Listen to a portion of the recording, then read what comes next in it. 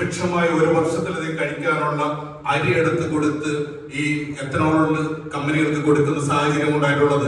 ഇത് എത്രമാത്രം എന്നെയും നിങ്ങളെ ബാധിക്കുന്നുണ്ട് എന്നറിയാൻ കഴിഞ്ഞ ഒരു വർഷത്തിനുള്ളിൽ നമ്മുടെ നാട്ടിൽ സംഭവിച്ചിട്ടുള്ള വില വർധനവിന്റെ കണക്കുകൾ മാത്രം നമ്മൾ എടുത്താൽ മതി. മറ്റൊന്ന് നമുക്ക് പറയാനുള്ളത് ഈ E20 എന്ന് പറയുന്ന എത്തനോള് എല്ലാവരോടും പറഞ്ഞു കഴിഞ്ഞ കാര്യം തന്നെയാണ്. ഒരിക്കൽ കൂടി ആവർത്തിക്കുന്നു. 100 ലിറ്റർ പെട്രോൾ അടിച്ച് യാത്ര ചെയ്തിരുന്ന ആളുകൾക്ക് ഇനി 107 ലിറ്റർ പെട്രോൾ അടിച്ചാലേ ആ സ്ഥലത്ത് കൃത്യമായിട്ട് എത്താൻ പറ്റുള്ളൂ. പെട്രോളിന്റെ എഫിഷ്യൻസി എത്തനോൾ ഇല്ല എന്നോട് പറഞ്ഞു കഴിഞ്ഞു.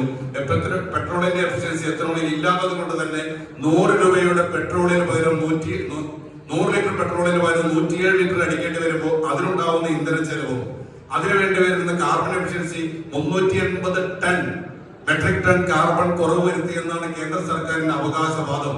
എന്ന് പറഞ്ഞാൽ ഈ 6800 കോടി ലിറ്റർ പെട്രോൾ ഉപയോഗം കുറച്ചതോടുകൂടെ അത്രയും കാർബൺ എഫിഷ്യൻസി കുറഞ്ഞു എന്നാണ് പറയുന്നത്.